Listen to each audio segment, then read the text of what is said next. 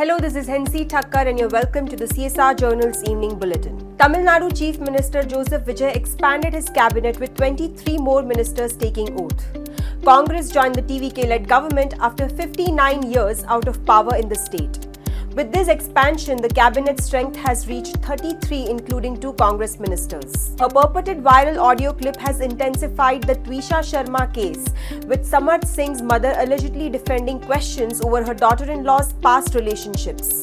Meanwhile, police have announced a 30,000 rupees reward and intensified efforts to trace absconding accused Samarth Singh. India strongly criticized Pakistan at the UN Security Council, accusing it of a history of violence against civilians and citing UN findings on casualties in Afghanistan. India also raised concerns over cross-border aggression and civilian displacement. Iran said it is reviewing a fresh US proposal aimed at ending the Middle East conflict, while President Donald Trump said negotiations are close to a decisive moment. Even as diplomatic contacts continue, both sides warned of serious consequences if talks fail and tensions escalate again. Hearing the stray dog management case, the Supreme Court said animal lovers and welfare groups can feed and protect stray dogs but must accept legal responsibility if the animals cause harm. The court stressed that animal rights and public safety must go hand in hand. The West Bengal government has made Vande Mataram mandatory during morning assemblies in state-run schools and all government-aided and recognized madrasas with immediate effect.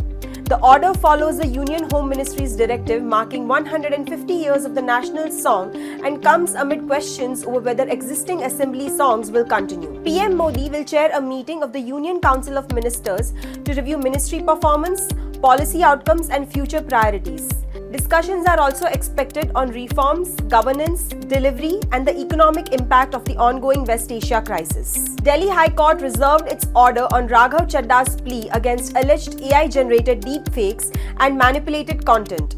During the hearing, the court observed that the line between defamation and criticism is thin and highlighted the need to balance dignity with free speech. An anti-encroachment drive in Mumbai's Bandra area turned violent after authorities demolished an alleged illegal religious structure during a railway land clearance operation. Residents protested and some allegedly hurled stones, following which police carried out a lathi charge. Around 15 people were detained and 1 police personnel was injured. Delhi is set for hotter days ahead, with temperatures expected to touch 46 degrees Celsius and IMD issuing a 6-day orange alert. Rising heat has also worsened air quality, prompting authorities to activate GRAP Stage 1 measures. That's all for this episode of Evening Bulletin. Follow the CSR Journal for more such updates.